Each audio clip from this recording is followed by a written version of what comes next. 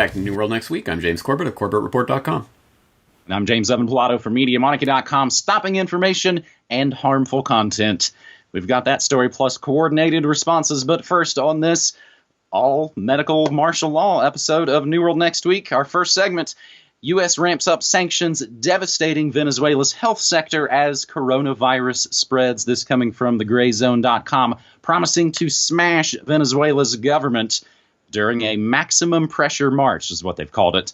Trump has imposed crushing sanctions that force Venezuela to spend 3 times as much as non-sanctioned countries on coronavirus testing kits. James, I don't have it in my stack of links, but I mean, I saw Maduro on TV there showing how the proper way you put on a mask or how to make a makeshift mask. And it just kind of made me wonder if I could imagine Swamp Thing doing such a thing here on American television, which I guess in a way I could imagine him doing that. So again, sanctions, as many folks have said, are essentially war crimes, punishing basically women and children. U.S. imposes new Iran sanctions, complicating coronavirus. This is coming from antiwar.com. Pompeo, who, of course, I never want to miss the opportunity to note, is a CIA liar who, don't forget, he made his bones helping Monsanto block boycotts of their, which that sounds familiar to some other sort of geopolitical situations where you're not allowed to boycott something.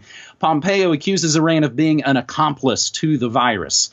Last week, Iranian officials emphasized that U.S. sanctions are making their reaction to the coronavirus outbreak much more difficult, leading to both Iran and China to urge the U.S. to put those sanctions on hold for humanitarian reason.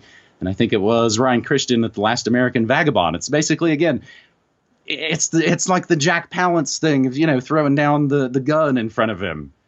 We force these situations and then go, gosh, you guys suck. You sure can't handle this coronavirus outbreak because we've got crushing sanctions on you.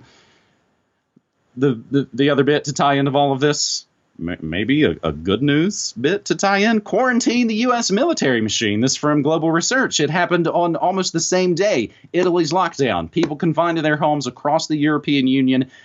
Influx of 30,000 U.S. troops in preparation for the Defend Europe 2020 war games against Russia. In the largest display of military might since the Cold War across Europe, though, no sports events, no anti-war protest movements. So apparently protecting Europe against Russia is on hold. Why? Nothing to do with protecting civilians against the virus. Again, as Global Research notes, the military need the green light from civilian politicians, the Washington Hawks, the so-called leaders who at least think that they get to decide on waging war. So, James, on this first whole segment of this all-medical martial law episode of New World Next Week, that's essentially a look at the geopolitical angle of coronavirus, no?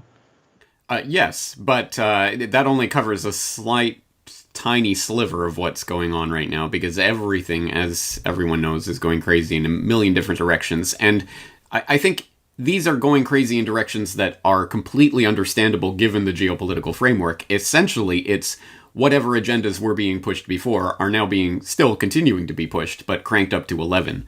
And medical sanctions and what have you are just one more layer on that cake. So maximum pressure march against Venezuela.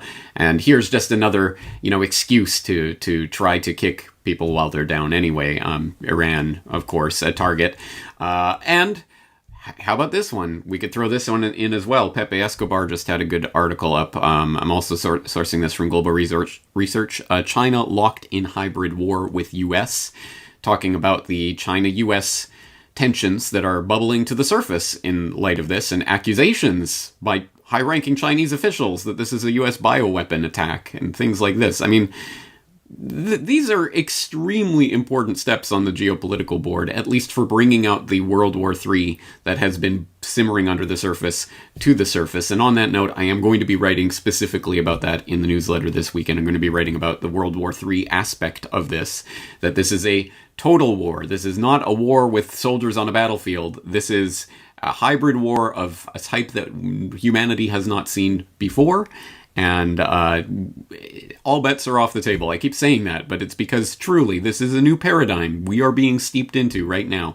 On the back of, sure, this phony baloney stupid hype over this nonsense virus that's a variant of the common cold and is not going to kill bajillions of people.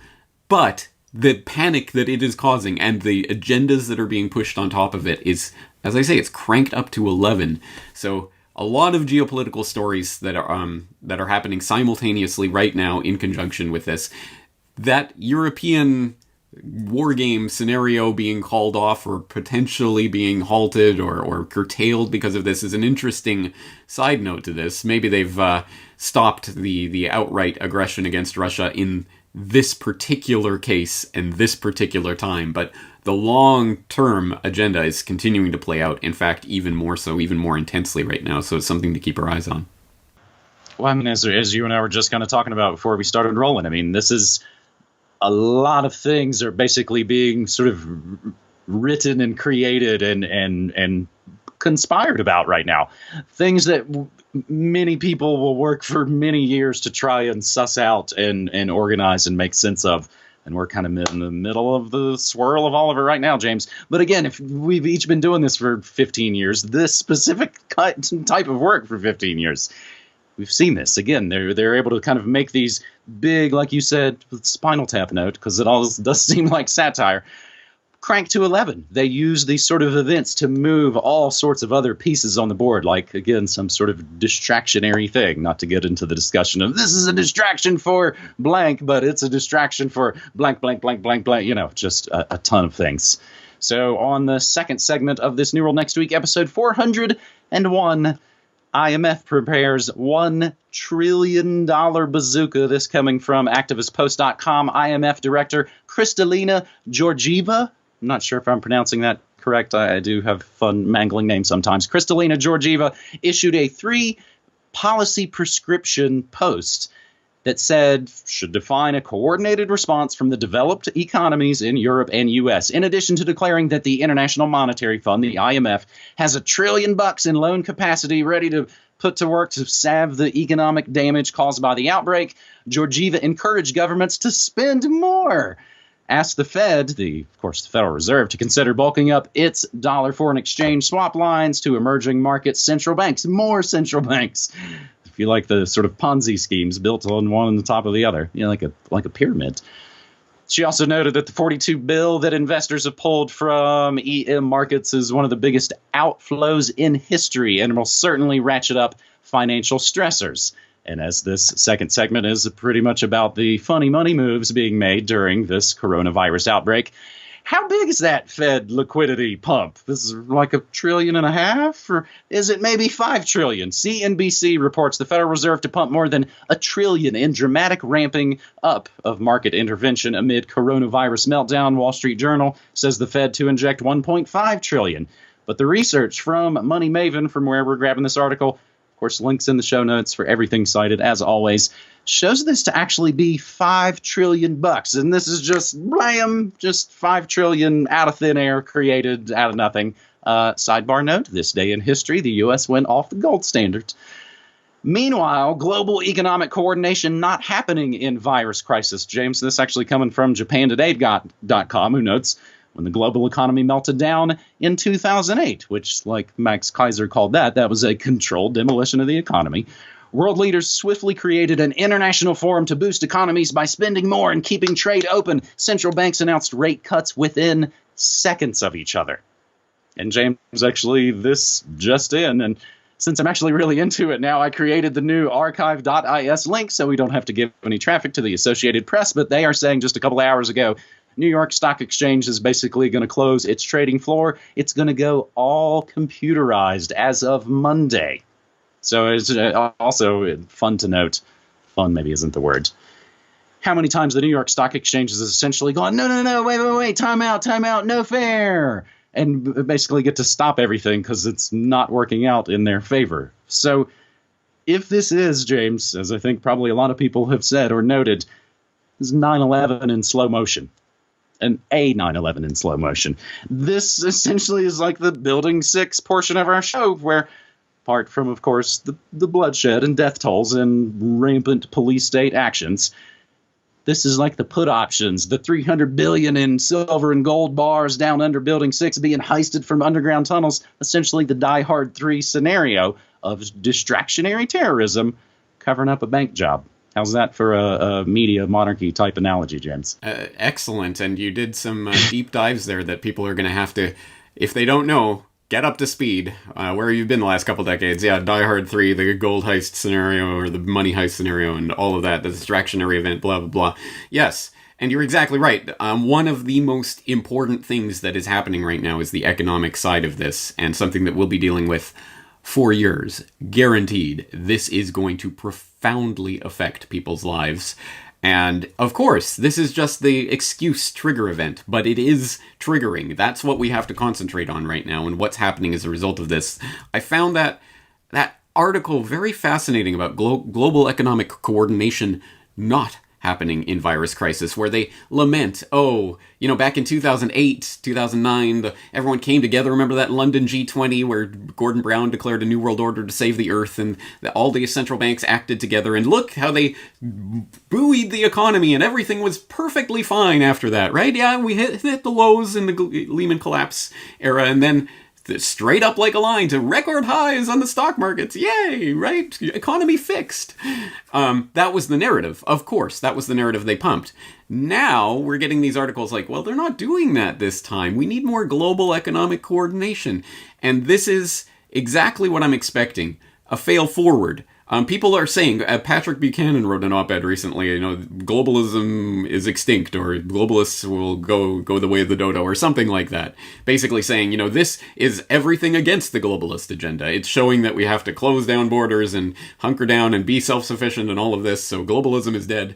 I don't think so. I think they're going to fail forward with this, but you can't fail forward until you reach that bottom, and we have not reached the bottom yet. It's going to have to get to absolute crisis conditions, people crying out for someone to help, before they swoop down as the savior. And in this case, we know the Bank for International Settlements and other bodies have been talking about this for years. They've been blowing this big bubble. These central banks that we essentially dictate to have been blowing this big bubble, and it's going to pop someday. All of those seeds have been planted over the years.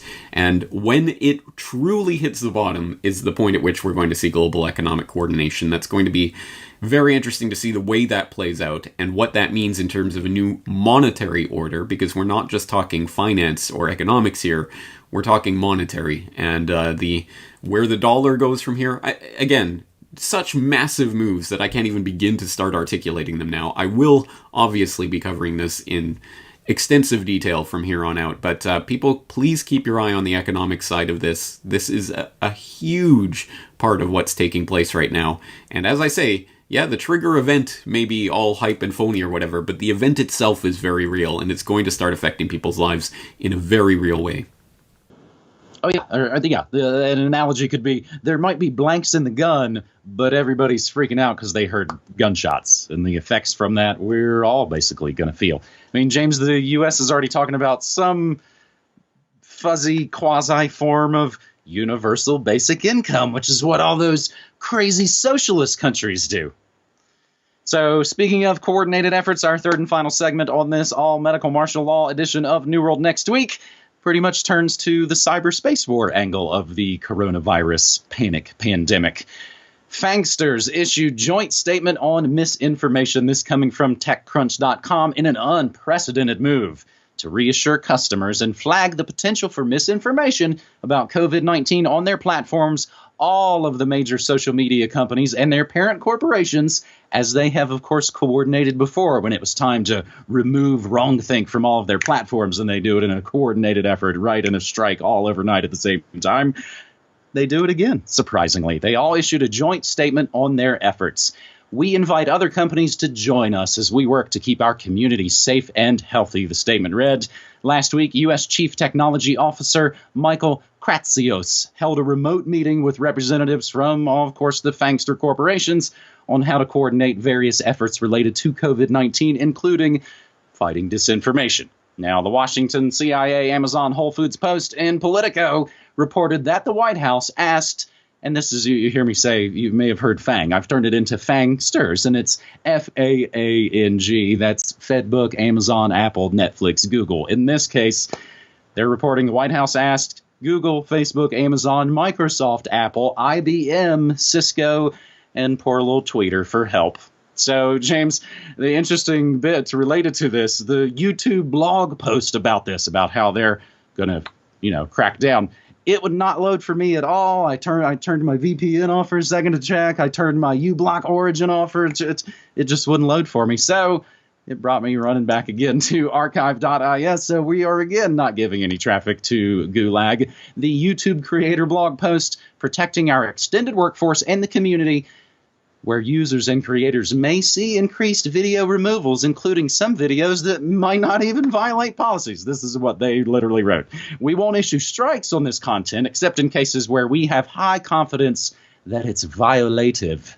Interesting use of rare words. But James, to put the icing on the gravy here, FedBook hits coronavirus articles with a sledgehammer. Why did I mess up just saying that?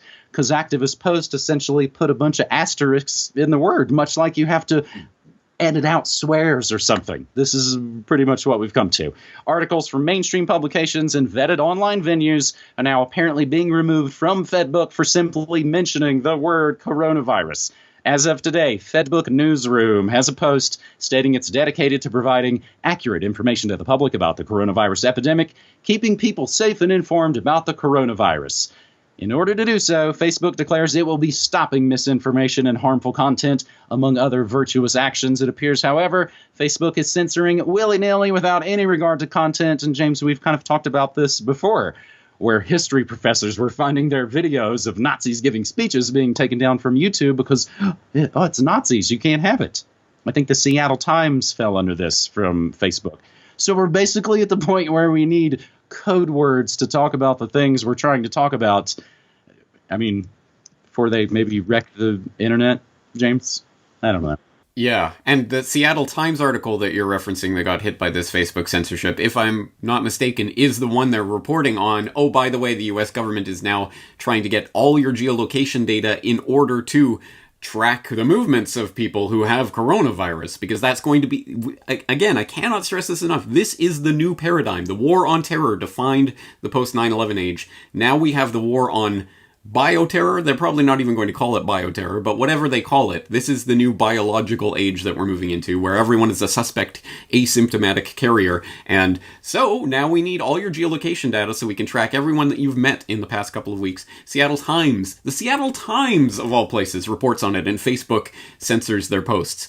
Absolute craziness. Of course, they're still fine-tuning and dialing in the right censorship buttons, but this is what it looks like. And as I say, cranking every agenda to 11, the online censorship agenda, probably 12 at this point. I have more to add, even in just the few hours since we compiled this list of stories.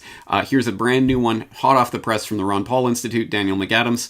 Facebook censoring Ron Paul based on bogus PolitiFact fact check, where it's talking about Ron Paul's recent video on the coronavirus hoax is now being censored by Facebook, obviously enough. I mean, how could you have those words together without it being censorable?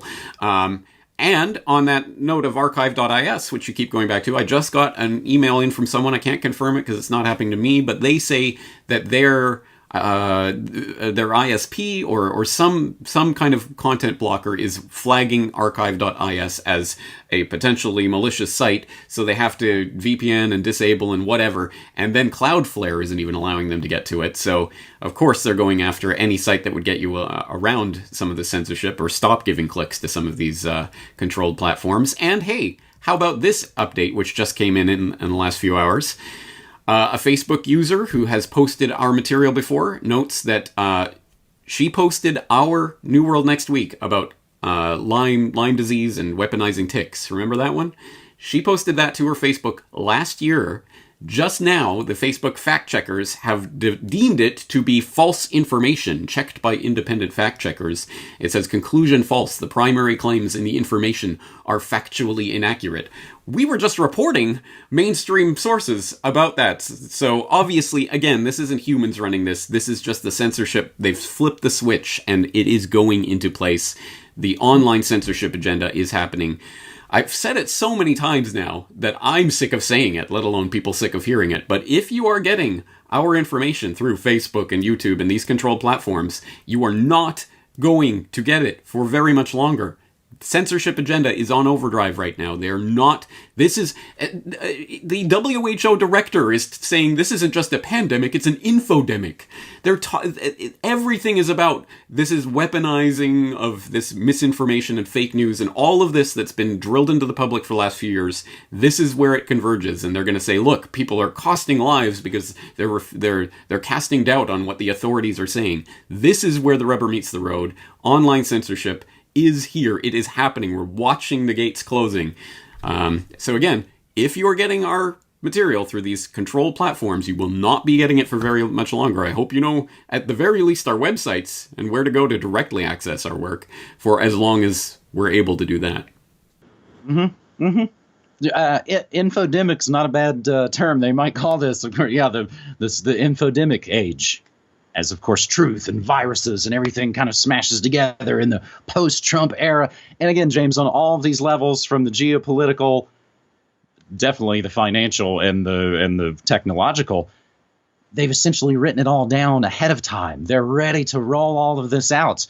Maybe the I-911 still is the other shoe that I think a lot of people are afraid has yet to drop that could be part of this sort of coronavirus infodemic.